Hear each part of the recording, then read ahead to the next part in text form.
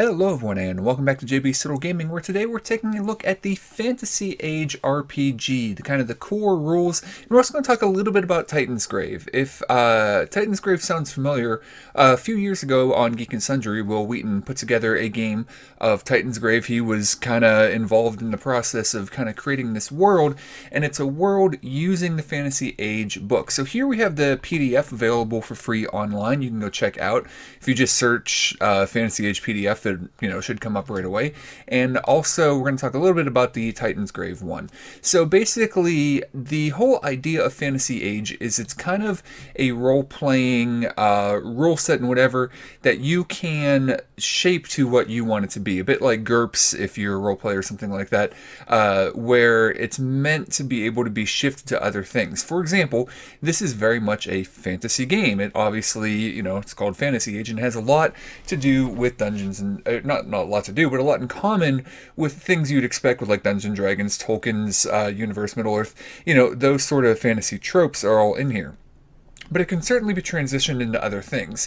For example, if you want to play a game in Titansgrave, and you can go, the videos are actually pretty fantastic for Titansgrave. There's only one season of it. I don't know why there hasn't been a second season of it, but unlike Critical Role or other fantasy shows like that, this was kind of a heavily produced, not live show. It does have Laura Bailey from also Critical Role, but there's no scenes where people don't really know what they're doing. There's no characters or players who've been playing a system for many years and still forget how critical damage works or the difference between a critical attack and a sneak attack. But anyways, I love you guys in Critical Role. I just think it's kind of funny sometimes. But what is interesting about this is, again, this is something you can go check out online for free right now. And that's something I really appreciate. And the reason I'm doing this video is kind of a first impressions, and my impressions building my first character is I'm going to play this game for the first time in a couple of days here, and I figured maybe I'll do a report after playing it too, or maybe if I play it multiple times, do a report down the road. But I basically have read through the core rulebook, built my first character. I do know the group I'm going to be playing with is a group that plays at the game store I sometimes go to. I don't really know the group, but I decided to go check it out. They do have pre-made characters that I may end up using, but I decided even if I use one of their pre-made characters, because I don't know if they're starting, if they're pre-mades that are a higher level to go with whatever the ongoing campaign is. I have no idea, but I figured it was a good way to learn something about the system by actually building a character. So that's what I decided to do, and I figured I'd give an overview on my thoughts on Fantasy Age, talk a little bit about Titansgrave, and in general what the systems are. If this is a system, even if you're not into role-playing games, I would suggest maybe this is an interesting role-playing game to try out as your first role-playing game, because the rules are relatively straightforward with this. And if you do play a role-playing game, to talk about what this game does specifically if you're interested in trying it out. So first of all, the first chapter of the book here is about character creation, and it was relatively straightforward. I did definitely feel like in order to build the character, I'd want to go through I went through all of the sections in the book first to kind of get an idea of how things related to each other, because maybe you go through and either you roll or you build your stat scores or something like that, and then you realize later, like, oh, because of this thing I really would rather do this. So I think it's a good idea, but to not just start building a character without at least going through the book once. I didn't read everything cover to cover. There's a lot of rules about equipment and other things that I don't need to know as a player. I'm not actually going to be running the game. So, but overall, to build a character, I felt like it was laid out pretty well. But I would suggest, for example, if you decide you want to play a fighter or something like that, go read up on all this stuff involved with that before you start making decisions. Now, this game definitely has also something that I in general like. So we'll scroll through this here. It mentions Titansgrave, which again is a world in which you can play this role set, and then it also adds some more things to it. It adds another race, it adds I believe another class, and we'll take a look at that real quick. And then the steps to build a character, which is pretty similar to other role-playing games where your character is going to have a concept, they're going to have abilities, a race, a class, background, all that sort of stuff. Now One thing that I want to talk about that I do like about this game that a lot of games are doing nowadays is you have two options when doing your statistics. You can roll statistics, or it gives you a way of buying abilities. If you're buying abilities, you don't have the chance of ending up with like a 4 in an ability score, and we'll talk about the abilities here. And you do have a chance of doing that, but in order to get a 4 when you're rolling, you have to roll an 18, which is 3 sixes, because test and attacks and pretty much everything you do in this game, you're going to be using 3d6. That's the main function of this system. So other role-playing systems like Dungeons and Dragons are a d20 system, where the main die, whenever you're doing an ability check, an attack, or whatever like that, even though there's a lot of other dice, those are often used for different types of damages and things like that. But the d20 is kind of the main thing. With here, it's 3d6. So first of all, that is something that is going to depend on player preference. I like it in a lot of ways, and I don't like it in a lot of ways. It's tricky. With the d20, basically you have a 5% chance of anything. And, well, that has a lot of variance to it. You can be doing a skill that you have, let's say you're a higher level character and you have a plus 15 to do something, and a DC check to see if you can accomplish it's only a 15, so you technically literally can't fail it.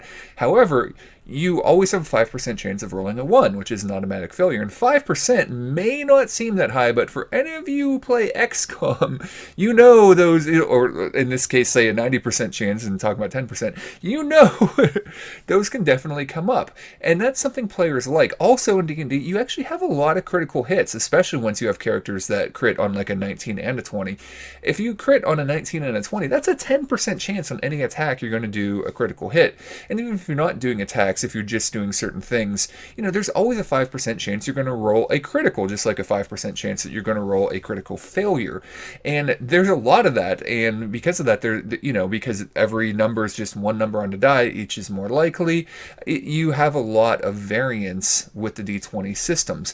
And that can provide for a lot of fun. It can provide, those moments where that character who has a plus 15 in stealth, rolls a 1 and screws up their stealth roll when, other times they're rolling in the 30s, usually in stealth. You have those moments, though, where just recently I had an experience where a character was giving a speech to a town after this event had happened, and they had to kill the leadership of the town.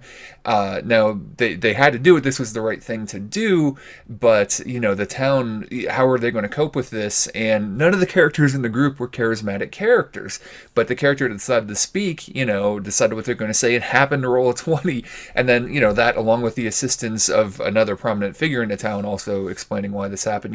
You have these moments where, like, this character who was a ranger, who was off in the woods, who, hated kind of society and people and was forced into society, all of a sudden gives this rousing speech.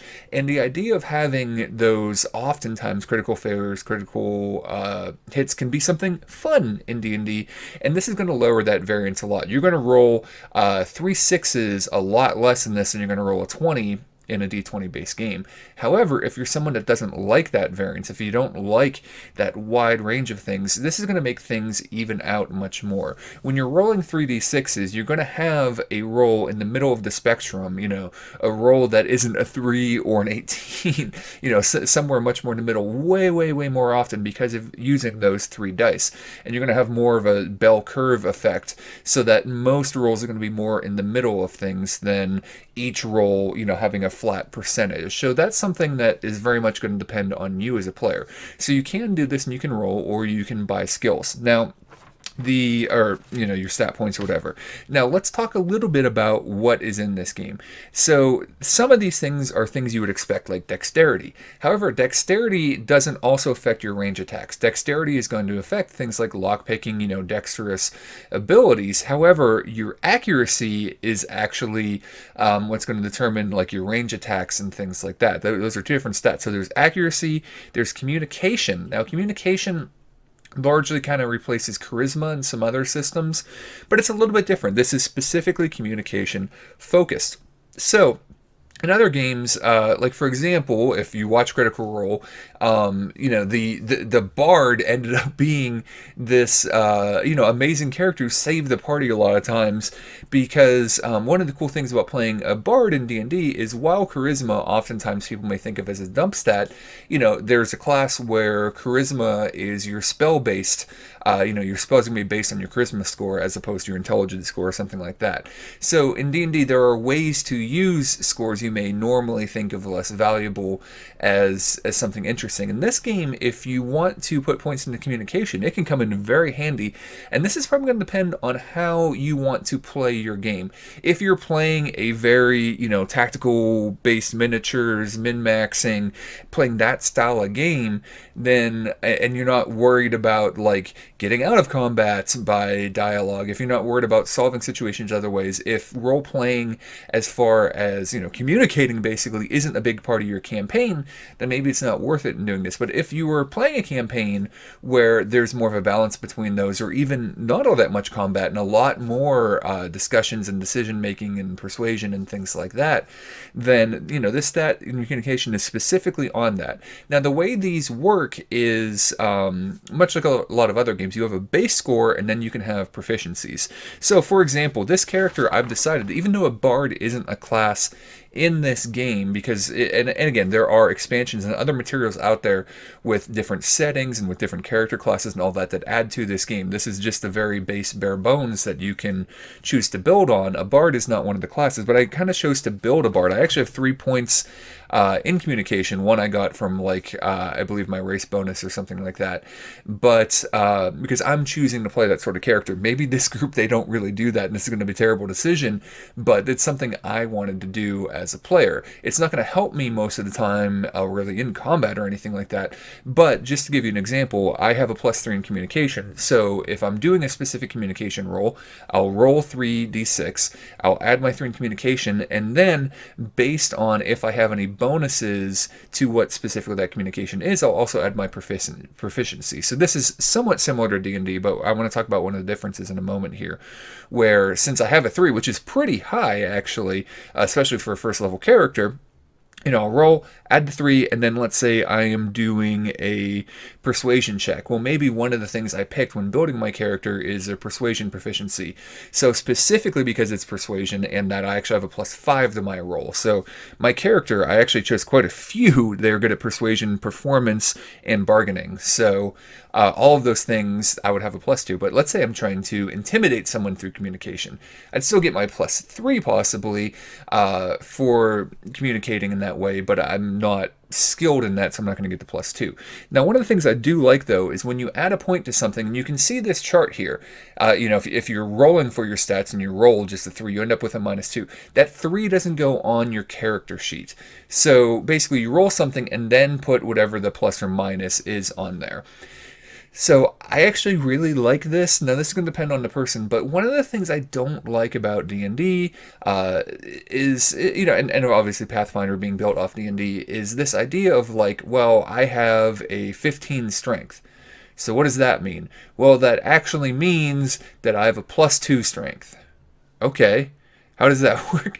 And for every 2, I go up 1. And I feel like it leads to a lot of weird situations where, when you're building your character initially, you kind of hate having odd numbers because you're halfway to getting a +1 bonus in a statistic because every 2 over 10, you get another +1 bonus.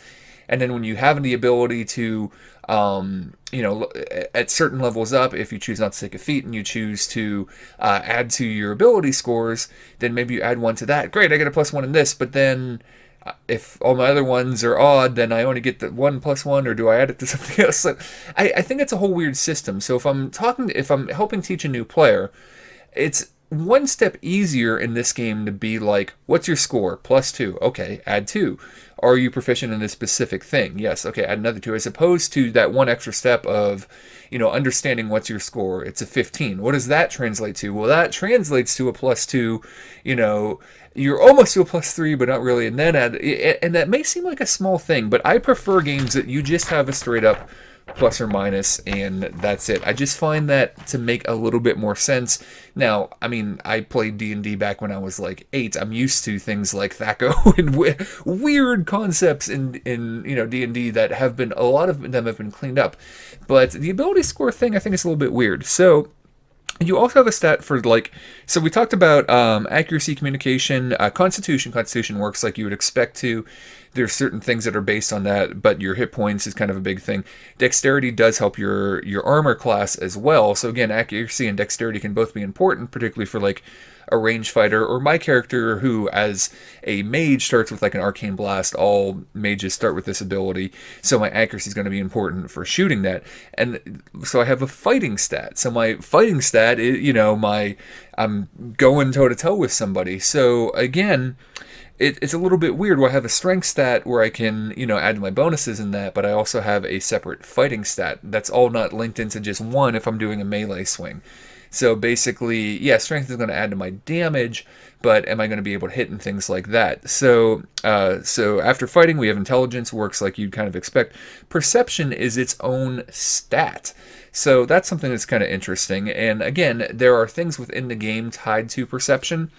But I know that's one thing that can annoy some people when in D&D. It's like if they build and then they don't have a good perception because of the stats that's linked to, and there's a lot of perception rules in D&D. I don't know. But there are other things within the game linked to perception. So it's a very different setup. There's strength and then willpower. Again, willpower can help me. Both intelligence and willpower are going to be useful with spells in this game. We'll talk about how spells work.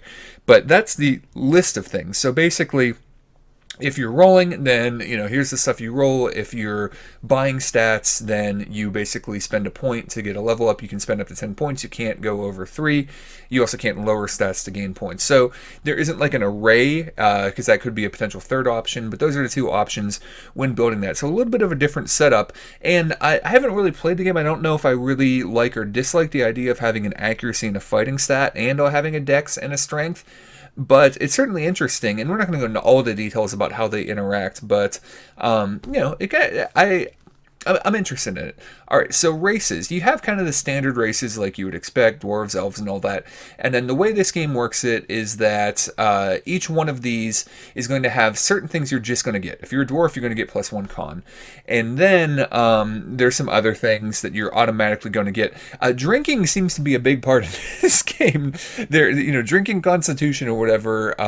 It was a big part in Will Wheaton's Titansgrave, particularly early in the story. But there's a lot of things like that. And then there's a system that isn't explained just yet. It's explained a little bit later, because you can either roll for what your benefits are going to be in your race, which again, I like systems that have, hey, you can roll a random character, or if you're like me, I like other people I play with, like always roll for the hit point upgrades when they level up, and I'm like, no, statistically, if I take half of it and round it up in D&D, that's statistically better for me in the long run, most likely. I don't gamble, I don't whatever, so I like having a little bit more control over things. So I think I like, though, having this idea where you can either buy things or you can roll for them. Now, one of the interesting things in this, though, is if you look at this and you see +1 willpower, and then you see focus, strength, smithing.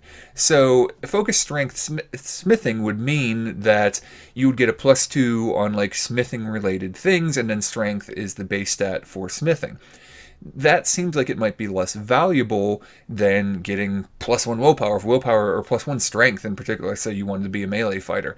+1 strength, doesn't it seem possibly a little bit more overall valuable than +2 to a role that might not come up that much? Maybe you're playing a character as a smith, but that may come up from time to time. But it's interesting that the point system you use if you want to buy things takes that into account. So you get 4 points to spend on things here, or in what we're going to talk about next, but it takes 2 points to get like a bonus straight up to one of your stats. So I find that interesting. So hypothetically, you could buy like one stat upgrade, one of these other upgrades, and then like one background thing, because everything else is 1 point. So I like the way they do that. You could potentially roll +1 willpower and +1 strength, but again, those are also smaller ranges in order to do so. And I believe for this one, yeah, because it goes to 2 to 12, so you roll 2d6 for this on that chart. So I think it's kind of an interesting thing. And you have the things you would expect. You have, dwarves, elves, gnomes, halflings, humans, and orcs. In this game, orcs, and they talk about this where orcs, they don't have to be evil. You don't have to be like a half orc to potentially even be accepted at all. And I mean, you can play how you want to play, but again, it even says considered brutes by most races, but you can just play a straight up orc if you want to. Now we get into the backgrounds here. So the backgrounds, again, you can now you can roll for which background you have. Again, the most likely are things in the middle, the lower to the middle class. The outsider and the upper class are, you just roll 1d6 for this, are less likely to get. Or you can spend a point to pick one of these things. Now, I'm someone, I believe I picked a performer, yeah. So I ended up basically buying which one did I buy? Yeah, I think I bought a communication, and then one of the other options within that to get a bonus +2 a specific thing, and then one of these backgrounds, and I want to be performer. So since I chose performer, I can choose, one of these two things between music, lore, and performance, and I chose performance. But again, you can roll for this as well. So you can roll for what, level of society you're going to be in, and then which one of these. And basically, not only does this give you a +2 to something in particular, maybe communication, leadership, or something like that, but, also helps you flesh out your character. Are you a pirate, a radical, a wanderer, or whatever? So, and there's a lot of different things here. So, functionally within the game, as far as mechanisms, yeah, it gives you a skill you're a little bit better at, but also if you're really into the role-playing aspect of it, what is your character? So again, you can roll for that if that's what you enjoy. If you have something in mind, you can pick from those. So now let's go through the actual classes real quick. Now, this game, again, it's a relatively simple basic game. So basically here, there is mage, there is rogue, there is warrior, and that's it. So one thing I do want to point out about this game is that, like I said, there isn't a bard class. Now, again, this is a free PDF. You can get the actual book for this as well, and then there are supplementary materials for different settings or changes in the modern age or whatever. So you may feel like, hey, that's not a lot of options. Now, there are things as you level up that you can kind of specialize in certain things, but they're not necessarily going to be as in-depth as some in particular, like a bard or something like that in other games. Now, partly, I feel like this is a game that's pretty easy to homebrew characters and things like that. And like I said, there are other resources out there where you can find more characters. But that's something I want to point out. There's basically 3 archetypes. Now, those archetypes can end up playing pretty differently from each other based on how you specialize. I believe you start to specialize at level 4. You can pick certain, and we'll look at those real briefly. But when you start out, basically, if you're a mage, you get Arcane Blast. You get an arcane device that you can channel stuff through, like maybe a hockey stick for you Dresden File fans out there. You have magical training, so you can do stuff like that. And then there's a magic point system. So we'll talk a little bit more about spells later. But one of the things that, again, this is going to depend on you. One of the things I try to do in this channel is not say, well, this is good because I like it. But this will depend on what you think. I kind of like the idea of a magic point system. So basically, based on some stats and some rolls, you're going to have a certain number of magic points. And then whenever you cast certain spells, then you're going to use points. Some of the spells you can pump up by using more magic points. And then, when you don't have enough magic points to cast a spell, then you can't do it. It's not like a spell level system or memorizing specific spells or something like that. I personally kind of like that. I think it's kind of cool. One of the things that I will also say that I don't personally like, though, is the way several things in this game work like this. Your magic points, so you start with 10, and then you add your willpower bonus. So being a caster, I ended up making my willpower bonus 3. So I'm starting at 13, and then you roll a d6 and you add that to it. I really don't like this personally. Again, this can depend on you.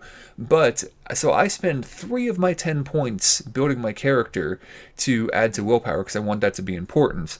And then I roll a d6. So I spend almost a third of my points to get my willpower higher. One of the benefits I get from it is more magic points. But then I get 1 to 6 more. I can get twice all of that effort I put into it to get more magic points, or I might just roll a 1, which is off one if I'm focusing on wanting to have a lot of magic points. It seems like having a 6-point variance on a die roll as opposed to spending almost a third of my character points, basically ability points, in order to even get 3 more. Like, that's a little much to me, and it's not the only time something that comes up. It does also, your starting hit points, I believe, is based on usually your class has a certain amount you start with, and then your con modifier, and then a d6. That bothers me a little bit less, that variance in hit points. This, though, there's several examples like this. This one in particular I thought was a little egregious. I feel like if I were the DM, I might say to a player building a character, hey, kind of like the D&D rule, either roll a d6 and see what you get and deal with the consequences, or take half rounded up and just take 4. That's, but that's something that other players may like. So I'm putting that out there as that's up to you. That's my own personal opinion. Now, I built a mage, so that's kind of more what I didn't read up on this as well. Yeah, so with a mage, I started at 20 health plus con plus d6. Here, the rogue starts at 25. So again, you'll get basic starting abilities. And then there's not a lot of choice right now. There will be choices down the road, but most level 1 characters of a certain type are going to be pretty similar. Now, mages can have some pretty big differences because there's schools of magic, and we'll kind of get into that, what spells they start with. So, and also, this I like, though. There's a breakdown right here, every single level what you get. A lot of it's going to involve new talents and new specializations. And basically, and also stunt bonuses. We'll talk about how stunts work in a little bit here, which is, I think, a cool part of the game that I do like. But I like this, though. Basically, a lot of this is either going to be picking a talent that you don't have yet, and then getting better at that, or improving a level on something you have. So unlike D&D, proficiency isn't like once you reach a certain level, now all of a sudden it's +3 in everything you're proficient in. You choose what to increase your proficiency in this, which is cool. And often whenever you increase your abilities in something, not only does your number, go from like a 2 to a 3 or something like that, but you also get other added benefits. So you can really specialize in certain things and become very powerful at those. And that's something I really like, as opposed to just across the board +3 proficiency. And there's a lot of different choices for things like this. And you will get certain things like here's a special, this slippery is a special unique thing at this level. But a lot of other stuff is going to be choosing from these charts of what you want to specialize in either a new talent you want to learn or something you want to level up. But there is cool stuff like take aim. So aim is an action you can take within the game, and normally you would add 1 to your 2-hit roll, but now you can add 2, so you're more accurate automatically. So that, stuff like that's pretty cool. So there's little unique things unique to each of the classes that you'll get at certain levels that'll be cool things, little new options and things like that, making certain things more powerful, and then again choices as far as other stuff you're going to level up. So yeah, there's a little talk about starting equipment, starting money, and all this. Defense is pretty simple. Your armor is now this is interesting. Now this game uses a armor system that reduces damage. So your defense is it's just 10 plus your dexterity, and then your shield will add to your defense. Armor, however, doesn't add to your defense. So it's not like D&D where it's like, hey, here's your armor class. If it's that or above, you get hit. If not, you don't. There is a level that an enemy would have to roll to hit you. Each creature has a defense that they have to, meet or exceed to hit. But then, and your shield helps with that, which makes sense. Your shield can deflect blows. Your dexterity, you can dodge blows. So your defense is dodging a blow, while your armor doesn't add to your defense. It adds to an armor value or a soak, and this is called armor or soak value in some games, where, let's say, for example, my mage here, I can choose to wear armor, and there's a system, a level that explains this, like, let's say I'm wearing light leather. At that point, basically what it does to me is every time I cast a spell, I have to add 1 magic point to it. It's harder to cast, and then it goes up to like insane levels. So you can choose to wear armor, but it's not ideal. By wearing armor, my mage doesn't get harder to hit. Right now, my defense is only 11. So if they roll that or more, they hit me. Wearing armor, if I chose to wear it, would then, as long as it isn't armor piercing or penetrating or things that go through armor, which, there are those things. Let's say the light leather armor I was talking about, I believe the armor value of that is 3. So let's say I get hit for 6 damage, I'll only actually take 3. So it could be worthwhile for me to wear maybe light armor, because a lot of the attacks are going to be reduced by armor. Again, not all of them, but that's an interesting decision as a mage. And then, there are other effects that wearing armor can have potentially negatively for how heavy it is, and we're not going to get into all those details. So let's talk a little bit about the basic rules of the game. I didn't read everything in here. I have watched the Titansgrave series, and I tried to get a gist of the main things you need to understand in order to play the game. So we talked about how tests are 3d6 plus your ability plus your focus if your focus applies. Now let's talk about stunt points. Stunt points are one of the cool things about this game, and if you've watched a video, if you played the game, or whatever you're familiar with it, this is kind of a neat concept. I believe Dragon Age was the first one to have this, and this has a lot of things. I believe Dragon Age was before this, but anyways.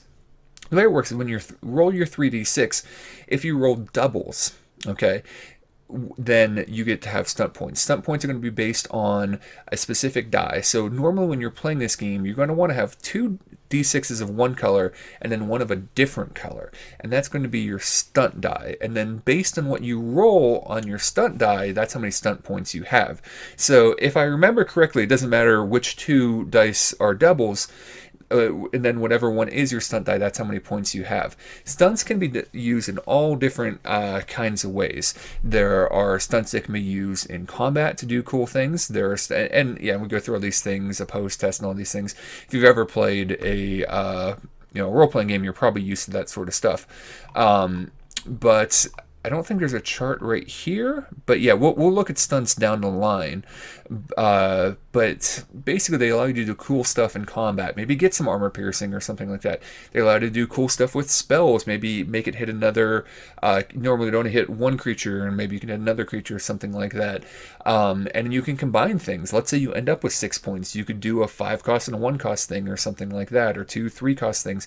There are even conversational stunt points, which I think is cool. So talking about that communication coming into play, when you're making, say, a persuasion roll, maybe you have stunt points you can spend to, throw the person off guard or something like that. So there's different charts you can use, and as a DM, obviously you can ad-lib based on the situation too, what stunt points can do.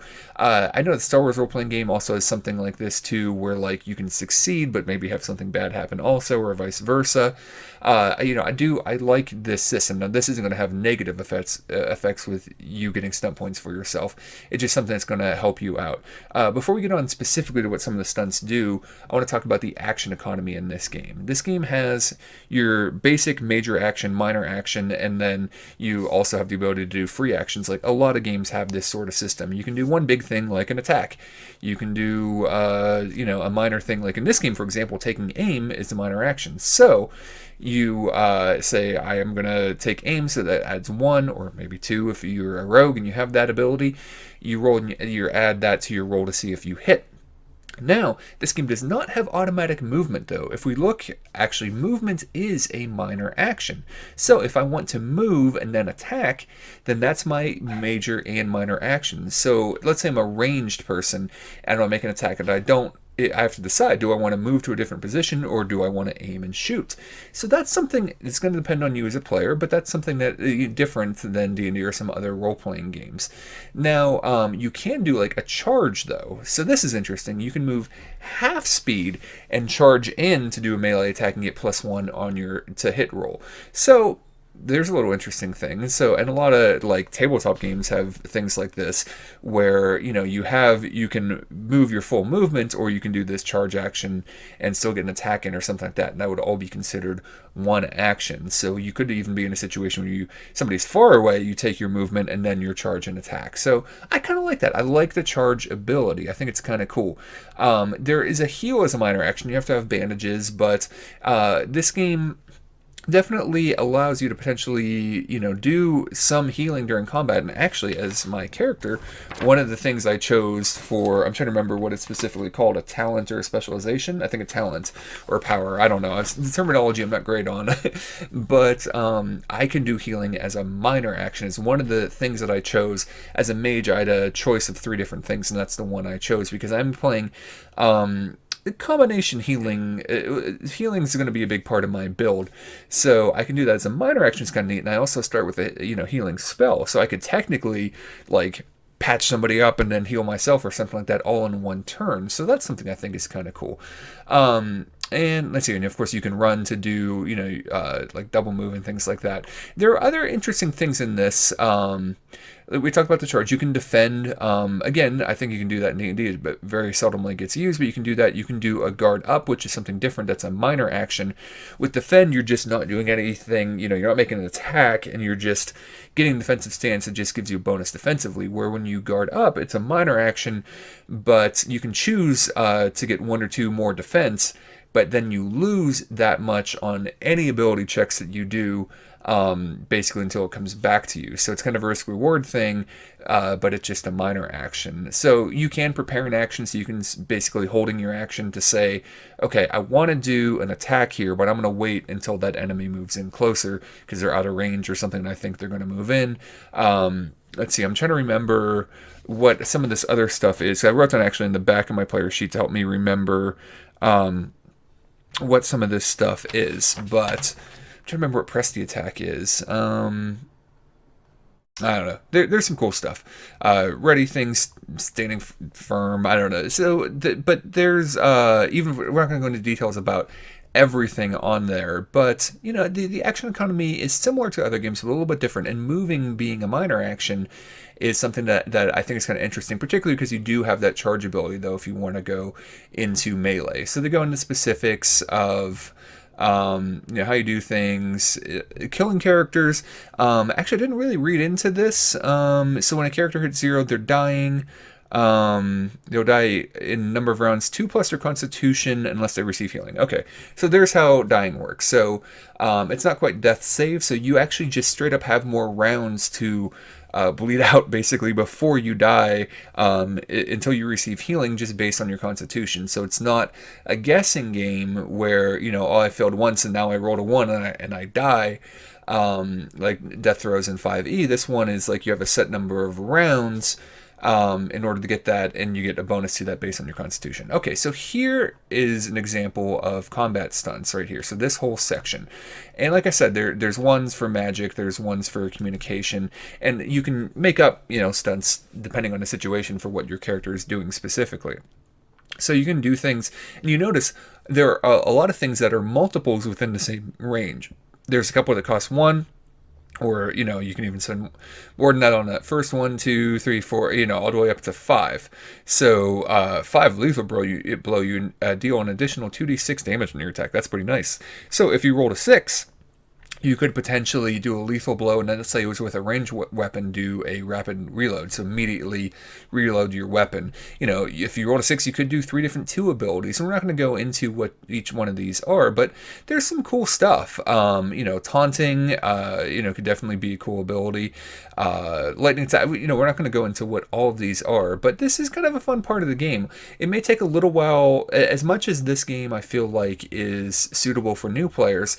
I definitely suggest if you're going to run this game, though, have these charts ready that players can look at and think about a little bit before you actually start playing, because this, until you kind of learn what's on here, it could take a little while to be like, what do I want to spend my points on every time you have that ability? But I think once you learn them, they can be pretty cool. And then there's mounted combat, grenades, like you can make that kind of a main focus. So that's some stuff we're not going to get quite into. And then here, basically, here's a huge list of abilities. So there's general based on what the ability is based on.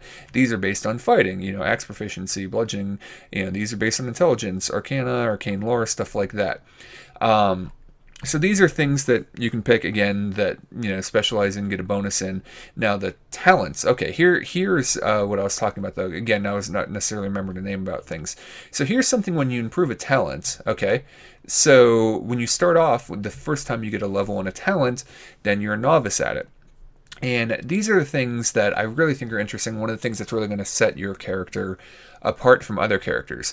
And this is as you level up, maybe at some point you'll be able to either pick another talent or improve to journeyman or master in a talent.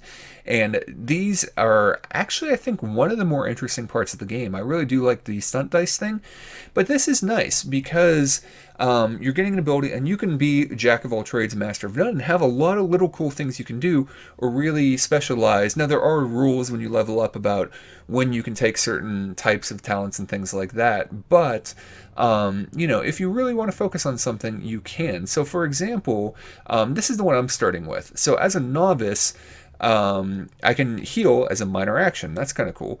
But if I eventually take journeyman, when you use the heal action, your allies get significantly more health back. So normally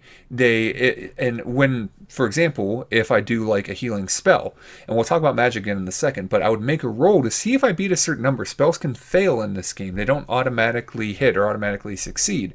Hypothetically, let's say I succeed on a spell roll. And one of the reasons I don't have a problem with that in this game is because there's less variance. I'm not 5% likely to roll a 1 or 10% likely to roll a 1 or a 2. I can roll a 3 on 3d6, but it's not going to happen overly often. So if I'm really good at something with a low target number, I'm likely to succeed, but every once in a while won't. And if it's a higher target number, then it's a bit of a risk. So that's an interesting thing. But basically, normally, I believe they would get like my equal to your stunt die times 2 plus intelligence. So basically, I'm healing more when I do stuff like that, and then a master. So again, stunt die times 3. So like I'm getting, more and more powerful, specifically in healing when I do that. So this is when you use the heal action, not a spell. Sorry. So so there is a number that you have to meet even to do a heal action. That's explained in the heal action. So now this isn't involving spell. Sorry, I didn't read the rest of them. I just read the novice one. But basically that means I can do that heal action, and as long as I meet the target number, which isn't that difficult to meet, as long as I have bandages as a minor action, 3 times. So I'll roll to see if I meet the number, and then if I do, whatever my stunt die is, times 3 plus my intelligence score, that's what they'll get back when I'm a master at it. And that's without using any spell points. So that's pretty cool. And all of these work this way where eventually, let's see here, what's observation? If you're a master, nothing escapes your scrutiny. Let's see here. In addition, plus 2, bonus additional 1. There's wow, and yeah, some of these are pretty long. You can agitate a crowd. I'm already a master at that. No. So, these are cool. I really like these. And again, the ability to choose some or pick some. Now, these specializations here, this is kind of what I was talking about, I believe, once you reach level 4, does it say? Yeah, level 4 here. This is when you can start to specialize. So, in order to be an assassin, you do need to be a rogue. And this is where some of that stuff comes in, where eventually you'll be able to have your specializations. And the same thing here, where you can be a novice, journeyman, or a master. Now, there's not a huge number of choices. If you're going to go down a talent tree, then these are the things you're going to get within that talent tree. But, there's a decent number of things to choose from here. And, if you're a mage, you have different options. You can be an elementalist. You can be let's see here, a miracle worker, which I did look at these a little bit, which I think this is what I'm going to choose because this is, again, kind of the healing route. So there are definitely some different options for different classes here for what you want to specialize in. Maybe not as in-depth as some other games, but still, it helps you make your character unique in what they're going to do. And again, bear in mind, there are supplementary materials out there. This is kind of the base rule set, and I think these are all pretty cool. There's not a lot of choices within them, but, you do have several choices depending on the class. You can have 2 different fighters in a group, and or 2 different warriors, and one be a guardian, one be a knight, and they're definitely going to do different things. So here, equipment, talk about the price and the damage of weapons, and all that sort of stuff. So this we're not going to really spend a lot of time on. Definitely a lot of detail on those things. And now we're going to get to magic. So when you start off with your magical abilities, you're basically going to, if you're playing a mage, you're going to pick 2 schools. Now this is, again, doesn't necessarily have a huge number of choice. There are supplemental materials again. But another reason why I think this might be good for new players is that even though playing a mage can be intimidating in just about any game, and playing a mage is probably the most difficult in this as well to grok for a new player, if you pick a school magic, you're like, I think fire magic sounds cool, I want to pick that, then okay, you're a novice, here's the 2 spells you get.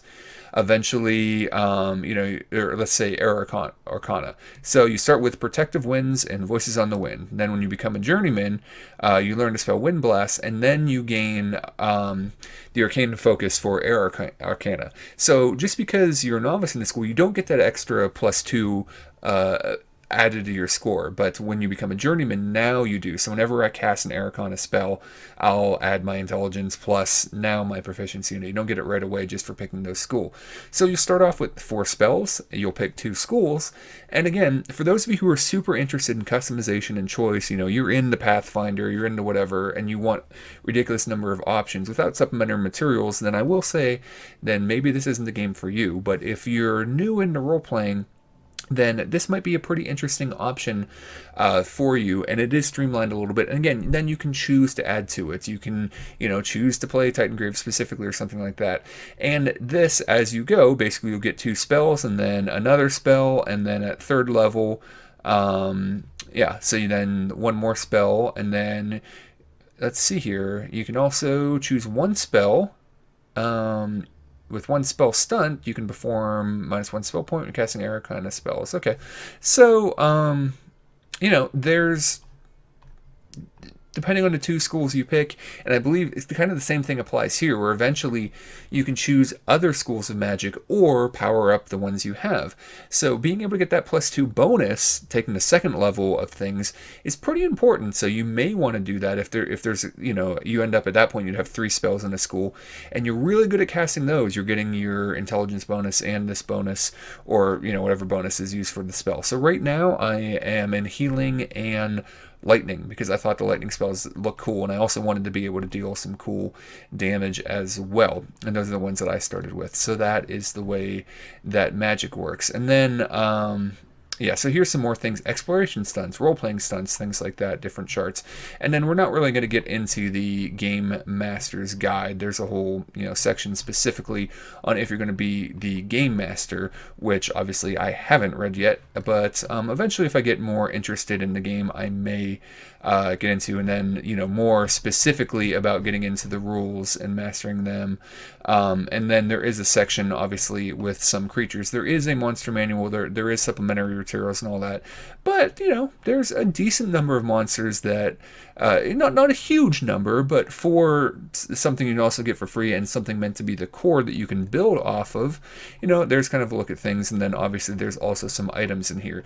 This is all stuff that could have been completely in a different book or whatever. Again, there's not a huge number of items here, but it's a good thing to start you off with a base. And also, if you've never dungeon mastered before, this might be a really good system for somebody to dungeon master in. And then it goes into details about the campaign settings and stuff like that, which we're not really going to get into. And I'm trying to remember. Oh yeah, and an adventure that you can go through. So this can be kind of your learning adventure. So as far as starting off booklets, I feel like this is pretty solid. And then a glossary at the end, an index, which is nice. And then here is an example of the character sheet. And then of course online there are other types of character sheets as well. Overall, I feel like this is pretty nice. First of all, it's free. Second of all, if you want to get the book and support it, go ahead and do that.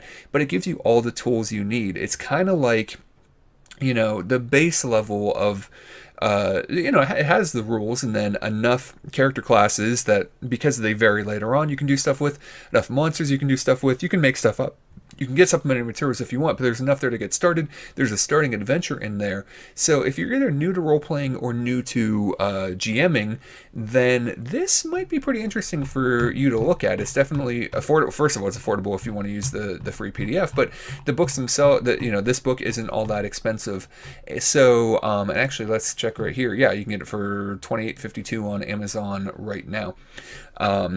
So not that bad to get started in a role-playing book that also has a beginning campaign that you can use. So if you're looking for something relatively simple to get into, then I think this does that. But I think despite being simple, it still offers enough cool, interesting things like the stunt points.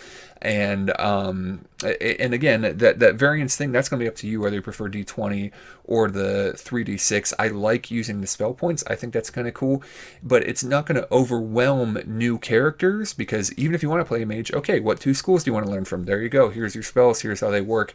You don't have to go through this huge list, which again is going to be a positive or negative depending on you. So basically, I do want to talk about real quick about Titansgrave here. Titansgrave is one of the possible supplementary materials you can get, and this goes through. This basically is an adventure and a setting and an adventure that you can go through. And I think this is kind of cool. You can tell from the art and all that. This takes the rules of Fantasy Age and then puts it in a setting that's a mix of technology and magic. So it has some kind of, not steampunk, what's the word I'm looking for? My mind blanked, the Blade Runner sort of aesthetic. But that sort of idea where these two things meld. So you do have, actual like guns and things like that. You do have technology, you do have robots and things like that. But you also have magic. It's this kind of post-apocalyptic world. And it's a cool setting. Everything's explained in here, kind of what the setting is, how it works. There's a history of Volcana and how the different setting works. And it's a pretty cool campaign. Now, I'm pretty sure it actually follows, and there are maps and cool things to help out a GM. So let's say you're more interested in this sort of setting that's not just straight up fantasy. You've played a lot of straight up fantasy, you want something that's a little bit different out there, then this might be a cool thing to pick up. Maybe you play through the original Fantasy Age setting, the one that comes with the book, to try it out and see if you like it. Then I suggest picking this up, because I do like this setting, and this also adds a few things to the game as well. So for example, this adds a race, the Saurian race, that does some different things, and it has all of their statistics here. So it's a different setting. There are other types of books out there that add to this setting as well. So overall, I'm looking forward to playing this. Once I get the opportunity to do that, maybe I'll talk about it a little bit more. But I figured I want to do a little bit more roleplay coverage on the channel, and I figured this would be a good opportunity. Hey, I just read through the majority of a new rulebook out there. The PDFs are available online, you can check out, and there are some interesting things. I'm someone that, here's the deal, on any given day, if you're a board gamer, I would be happy playing Mysterium, and I would be happy playing Sushi Go. I like some really complex stuff.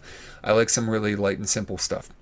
I'm currently, 5e is kind of the thing I'm into. I like the simplicity of it, but I'm playing, if you want to check out on the channel, the first ever Pathfinder computer RPG available on PC, and I'm playing that now and trying to grok my head around the specifics of how Pathfinder work. I feel like I can enjoy a complex or a simple system, but that's going to be up to you. This is definitely a simple system. The base set isn't going to have a whole lot of options to work with, which if you're super into that optimization, customization, maybe you want to stay away from this one. But if you're looking for something that's a little bit lighter, breezier to introduce new players to, and you don't mind a little simplicity, maybe you're like me, and after playing a lot of complex stuff, whether it be board game or role playing, you want to play something a little simpler, or you're new to the genre, you haven't really done it before, this could be something to pick up and try with your friends. Or if you played role playing games and never GM'd, this could be something cool to do. If your friends haven't watched the Titansgrave series, you can even watch it play out on Geek and Sundry if you go find the videos to really get an idea of seeing a GM run through this session. And if your friends haven't seen it, it'd be new to them, and you already have an example of somebody running through it. So I don't know, there's some things to think about. Overall, I'm pretty excited to play it, see how it actually plays, see how it works out for me, and there's my suggestions on to who may be interested in this system or not. Hopefully that helped you make an informed decision if this is something that might be interesting to you guys. Thanks a lot for watching. If you want to, please feel free to like, share, subscribe, help the channel grow. Thanks a lot for watching, and we'll talk to you again soon.